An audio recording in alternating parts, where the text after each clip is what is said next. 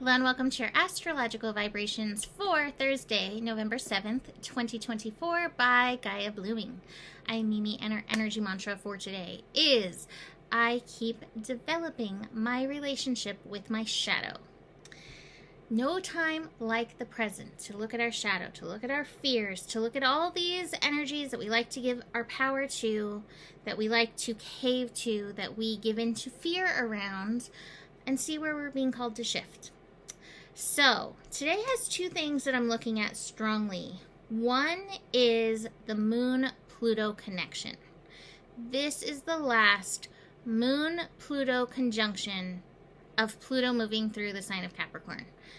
Less than 2 weeks, we're shifting. This is a huge shift, and it's just really interesting, this connection. It's happening at 29 degrees Capricorn. It's a master degree.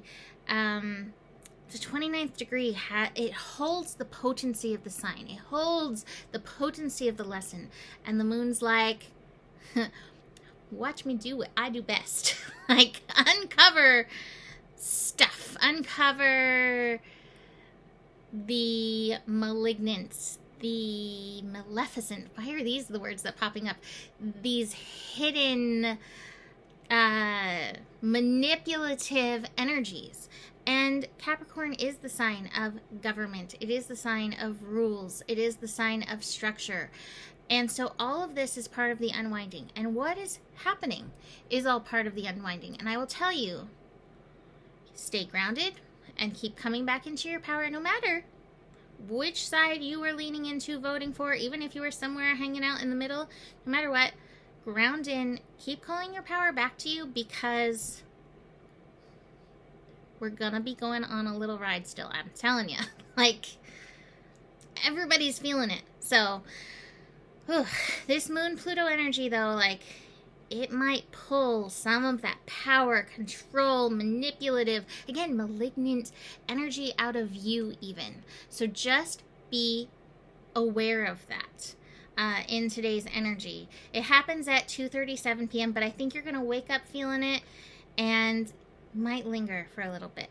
Now, we also have an interesting yod building that I feel like fits into this. I mentioned it yesterday. It's Chiron in Aries, connecting in with Jupiter in Gemini, feeding into the Sun in Scorpio. And the Sun in Scorpio is like, this is the focus. This is where we want to look.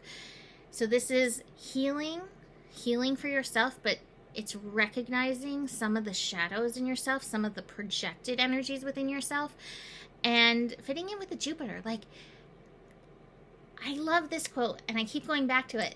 The cave you fear to enter holds the treasure that you seek. That's the Jupiter in Gemini feeding into this. It's looking at your fears. It's looking at your shadows. It's recognizing where you might need boundaries for yourself. It's recognizing where you might need to set boundaries for others.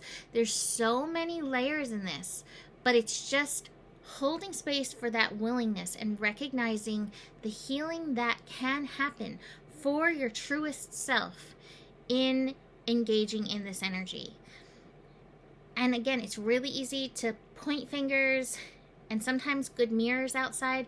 Jupiter in Gemini might be showing us some good mirrors around us for this, so be aware of that. But bring it back to you. Like, this is where the power lives. This is where the power happens within yourself.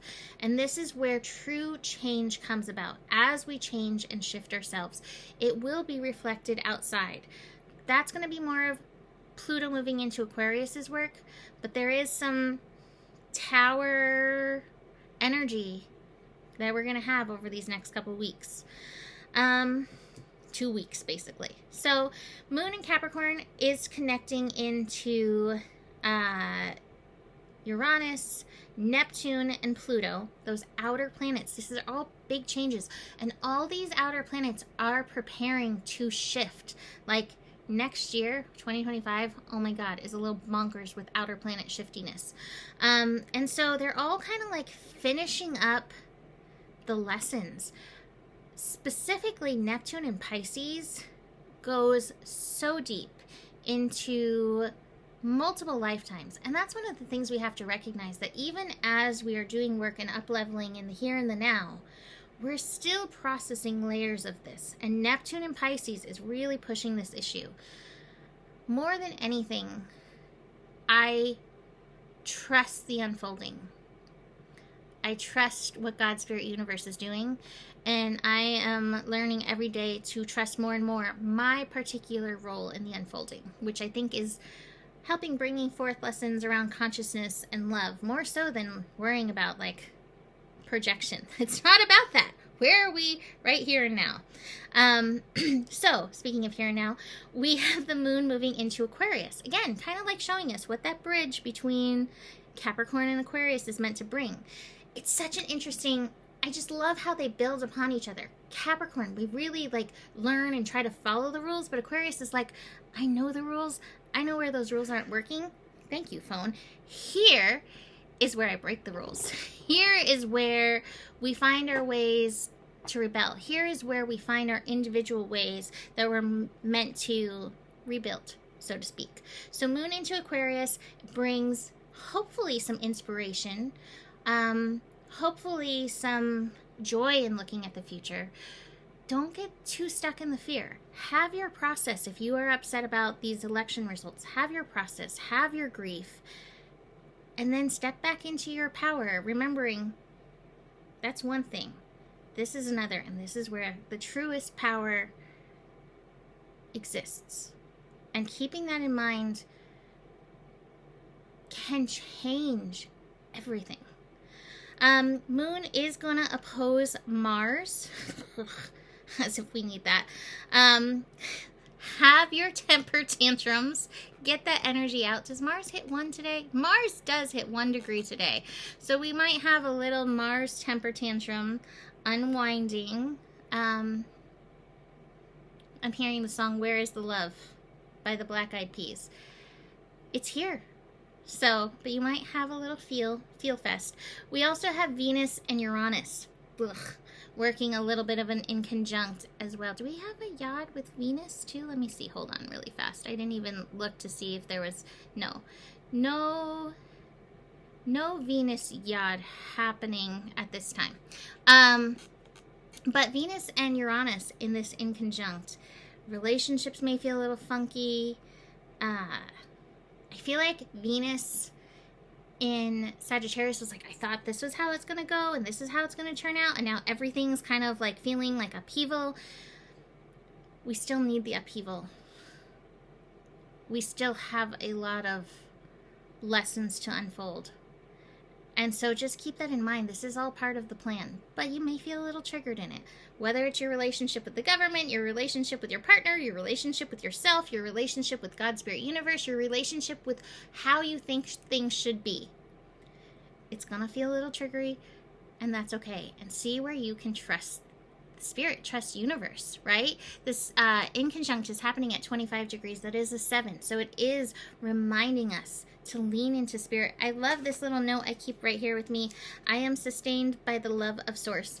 With a little heart, butterfly heart, and a stain on it. So I don't even know how that happens.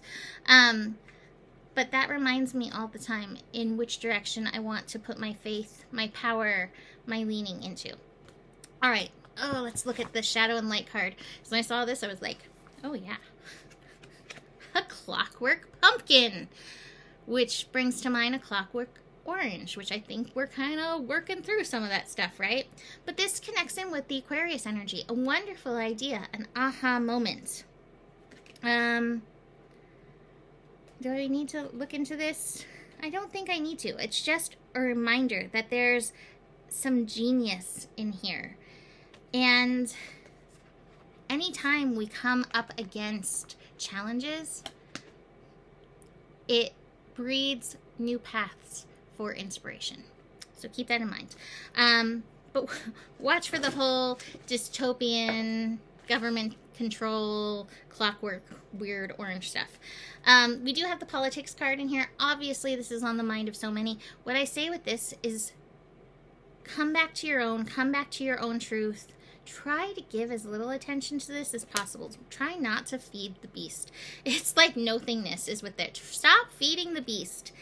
Let's feed our community. Let's feed each other. Let's feed our connection within each other, right? participate within and our communities with one another. This is, again, where we are powerful and where we need to learn to be better in connecting in and through that. I also have the exhaustion card. I think this goes very much with these. Moon, Pluto, it might take you out a little bit, exhaustion-wise. That's part of Pluto's work, to be like, okay, I got to do some of this transformational work. Go chill, right? So just watch for that popping up in and through these energies. Take it easy and do a little cleansing of the energies, because it's been a lot. So, gonna leave that there for today. You can book a reading with me. Email me, mimiclark@gmail.com. And remember, the better it gets, the better it gets. Truly. There's more than enough love in the world for you. Truly. You have the power. Truly. And how is that power? Because you, me, I, us, we, all of us, we are the solution. Namaste.